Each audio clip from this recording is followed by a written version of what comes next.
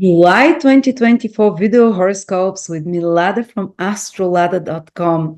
July is forming up to be a very interesting month, a month of battle between light and darkness, but the light predominates because the month starts with a new moon on Sirius, the most spiritual, powerful star, the brightest star in the sky with energy. The Christed energy is carried there, which with only with good aspects. Then the whole month, Jupiter is passing over the eye of the bull, the luckiest star, according to ancient astrology of Hermes, the star of success and abundance. And Jupiter is the planet of success and abundance. And this happens once in 12 years only. This is the star of Archangel Michael.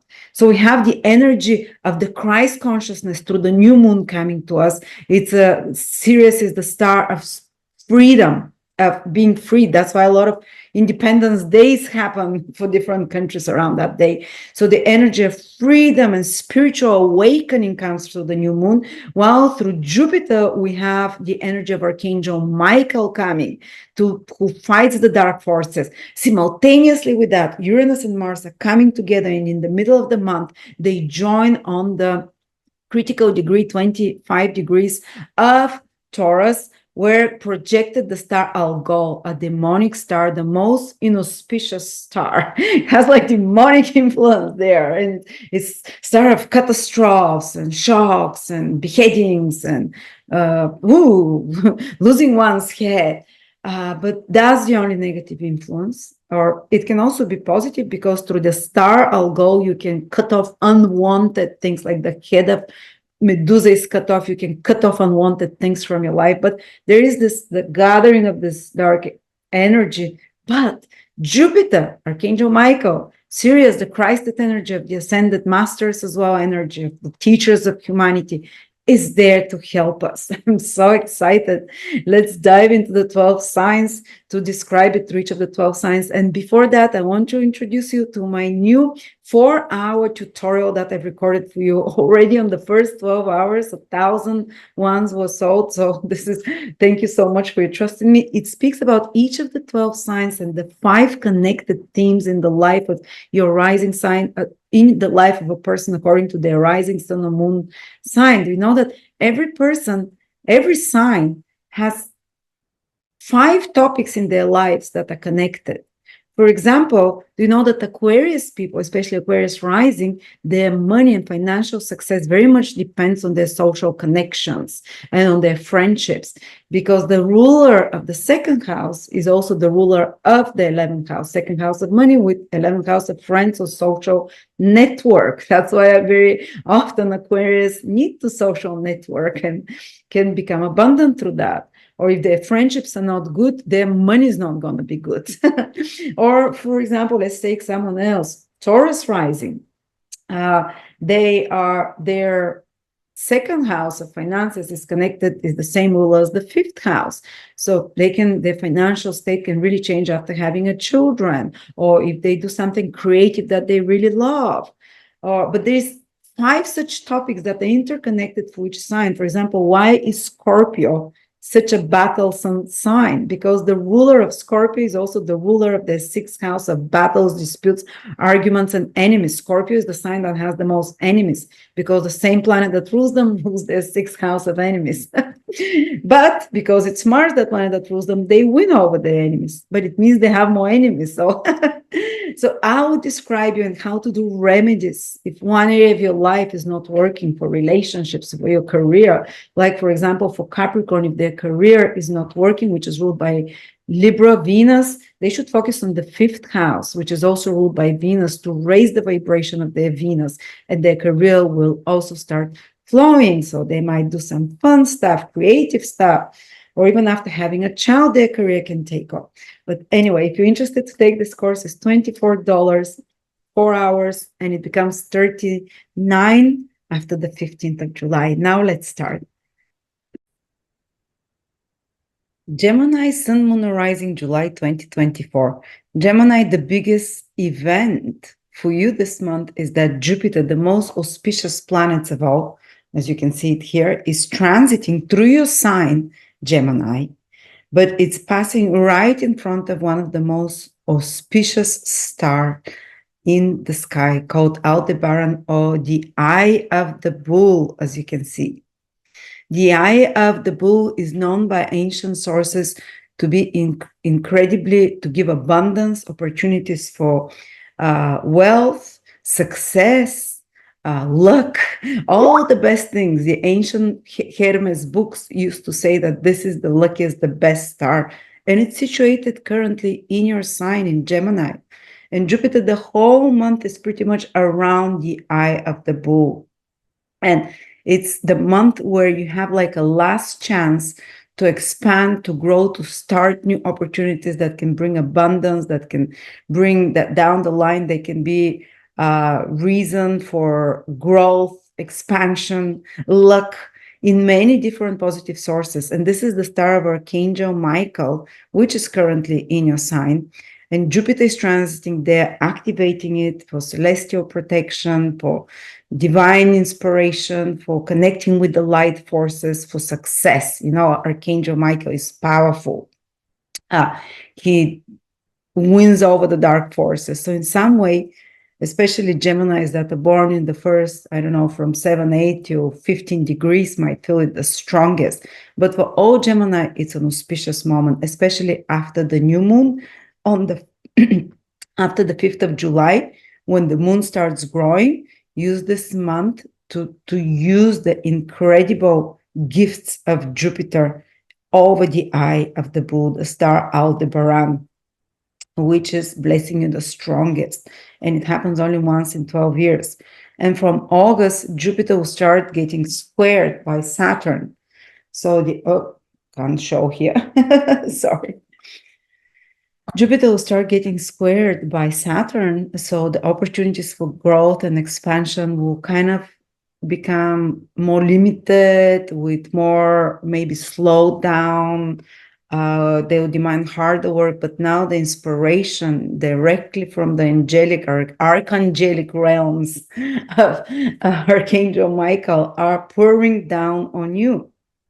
The new moon, we start talking about it, will be in your in your second house. And this new moon around the 4th and 5th of July is the new moon. It's happening with the star Sirius, and it's considered the other most auspicious star in astrology. So we have a lot of protective energy this month. The star Sirius is connected to Horus, to the energy of Isis and Horus, to the energy of Jesus and Mother Mary. Extremely, in other cultures, it will be symbolized by some other deity. But imagine the energy of this, and it's the dog star. It's extremely protective. It's the star connected to all the ascended masters of the earth. The highest spiritual vibration star is Sirius, according to ancient knowledge. And the sun and the moon are aligning with the star. And this is what the new moon, it's a new moon of freedom, of spiritual insight, of something that can liberate you. Sirius is a star of liberation. That's why around the 4th of July, when the sun activates it, many countries have their liberation day, their freedom day, America, Canada, France, and so on, the awakening, very spiritually awakening star. So in your case, Gemini, it's happening this new moon in the second house. So let's say the first 15, 20 days of July can bring you renewal in a positive way in regards to your finances, in regards to your material security, in regards to those things that you support your life with, having to pay bills or having to provide with food, with clothes.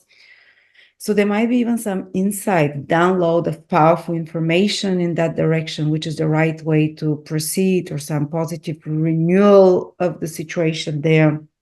And even download, because it's such a potent star series, about how to eat, what is the right way to eat, what is the right way to have security. And don't forget that the whole month, Jupiter, the planet of abundance, is in the most abundant sphere in the eye of the bull in your sign. So very auspicious months for all of those things. Starting something that will be successful after the new moon with Sirius, which is God's way of liberating us and freeing us. giving us insights and so on, with Jupiter and the most auspicious star in your sign. In the middle of the month, it can get a little bit more tense because Uranus and Mars around the 14th, 15th of July will conjunct. That's in your 12th house. So kind of 12th house is our blind spot behind us. So yes, you have to be a bit careful that maybe some secret information can come out that surprises you. But the Uranus and Mars are having a lot of nice aspects to them. So it will turn out for the well, but it can be shocking, surprising, maybe some secret, maybe something that was hidden from you can come to the surface this month as well. And that can put you into action because Mars and Uranus love action. But something that was blindsiding you. And Uranus is the planet of truth and divine wisdom as well, divine knowledge. So there can be some information or some knowledge or wisdom that comes to you that pushes you into action, or that starts making a very fast change in your subconscious, which is the 12th house. And also Uranus and Mars will be conjoined in a star that is a bit dangerous, Algol, or also Medusa Gorgona. So this is a monster. The head of this monster was cut. So we have to be a bit cautious not to be too rash, not to lose our head. And for you, it's in the 12th house. So it's not so strongly, manifesting like if it was in the first house, for example, but still we have to be cautious, especially if you're abroad. 12th house rules, if you're in a foreign country, it might be you have to be a bit more cautious around that time. 12th house is secret enemies, those you don't know about. Someone might be doing something behind your back, but you might find out about it and cut off the head of the monster, separate the monster from its head, cut off connection with such people, because there is the energy of exposure of truth with Uranus. Also, 12th house is the house of our self-undoing habits. So the good way it can be used on this very ruthless star Algol, the Uranus-Mars conjunction, is by there, you can probably see them here. That's Uranus, that's Mars. They're getting close a few days later. You can use that energy to ruthlessly attack and cut off the head of the monster of your self-sabotaging behaviors, of your bad habits, to separate with them forever. So that's how this is also the constellation Kritika, to cut away. It's a knife, a sword. So cut away something, 12th house, something that is no longer serving you. 12th house is about endings, and you can do it very fast with Mars and Uranus there without regrets. Cut off someone who is self-sabotaging you, things that are self-sabotaging you, habits, addictions, take fast action in that direction. Or because sometimes people that have those, it can escalate such issues as well, and it can become dangerous, life-threatening, especially the more dangerous addictions, because Uranus, Mars activation on one star that is connected to addictions as well, to lose one's head. But the positive vibration of this is that you can also remove such self-sabotaging behaviors, vices. It's not always substances, it can be behaviors. And it can have like a very cutting, penetrating energy to your subconscious, where you are able to, like almost intervention. Was it past lifetimes? Was it something you've forgotten from the past that was buried, that you become suddenly aware, it shakes up your subconscious in some way. But otherwise good for eliminating those kind of things that are our hidden enemies, usually ourselves, our biggest hidden enemies, and so on. There might be certain expenses as well around that time. 12th house rules expenses for something unexpected, but the new moon in your second house that starts even earlier will make sure that you receive with the star Sirius, which is of protection, the guarding dog, and divine spiritual impulses, and also Jupiter abundance in the area of abundance, which is in Sagittarius, which is in Gemini, was also helping you. And then the last is that towards the end of the month, around the 20th, 21st, 22nd, would be the full moon in Capricorn. And this full moon is with Pluto, but it has only good aspects to it. And for you, Gemini, Capricorn is in your 8th house, and Pluto will intensify the energy of 8th house themes because it has similar energy. And the full moon can illuminate something 8th housing, which is again connected to secret, something hidden. Are you seeing a theme here? But don't worry, because Jupiter is protecting. It's in the most powerful area of the whole star, in the eye of the bull, while it's in your sign. So you're protected physically, you're protected divinely, but there can be some really 8th house intensification and focus there, finding a secret, or 8th house is about being, and full moons are about completing. 8th house is our demons again, inner demons, our internal struggles, or it can be a struggle that you're having with someone that is being resolved. It might intensify around the full moon, but after that it's being resolved. It's also other people's resources and finances, so the help we can receive from them. This can be a topic for you that manifests from the 20th onwards of July.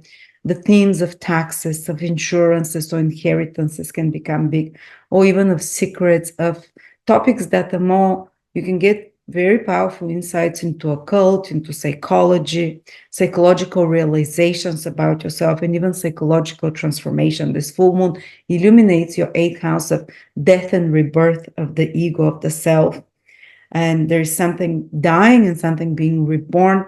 And that's also the house of psychological transformation. So it's going to happen for you because it has a lot of good aspects in an almost alchemical, powerful way.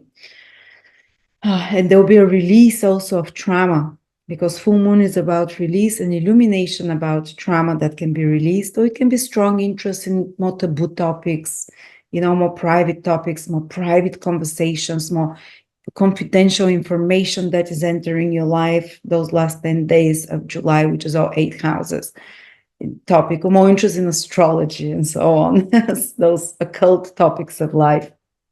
And I forgot to mention something, Gemini, is that while Jupiter is in your sign in this most powerful area, Aldebaran, it's trining the South Node in your 5th house the whole month pretty much. And the South Node is in your 5th house. It's about releasing something, and Jupiter will allow you to release this thing from the past in a very easy, healing way. And it can even lead to more abundance. Or you can make you release attachment to a love affair, 5th house from before, that was maybe unhealthy, or that was, hurting you in some way. It can allow you to let go of a romantic relationship if it's not good for you, because Jupiter really wants to protect you and is taking great care of you now. And the South Node, it will be easy way of releasing and letting go. It can be letting go of a child, maybe it's growing up and you have to let them go in some way as well. 5th house is creative projects. South Node is something from the past, and it's on the star of harvesting and reaping this whole month, Vindemiatrix, which can be about reaping the fruits of your creative work. Maybe you started some creative or business project in the last few years. Jupiter and the South Node were together around 2020. But it might have been after that, or even before that, that you can now reap. And I told you, Jupiter is on a star of abundance. The South Node is with reaping and harvest in your 5th house of some creative or business project. That was your idea, your involvement, your center stage. And you can, basically reap the rewards for that in some way. Also, the 1st and the 5th house, where the Jupiter South Node trine is happening, is connected to spiritual, it's very much connected to self-improvement. So the 2 most spiritual planets are impacting Gemini directly, all the air signs, but you in particular. So there is a strong spiritual connotation, not just protection, but ability to, spirituality's biggest thing is to be detached, to let go of the things that are in a sense trapping you. So this is spiritual development, to emotionally outgrow such attached behaviors. And it's a very powerful period for that, for any spiritual practices for you, Geminis. And even, the South Node in the fifth house can be, at some moments, for some of you might be releasing pain from either something connected to childhood or to children, to your children, or to romantic partners. Or it can be if you meet a new romantic partner, because Jupiter is trining your fifth house after all in the South Node. It can be someone from the past, the South Node, or it can be someone from past life or with a very spiritual connection with you. And on this topic, we're completing Taurus. I hope that was helpful for you. Sorry, Gemini.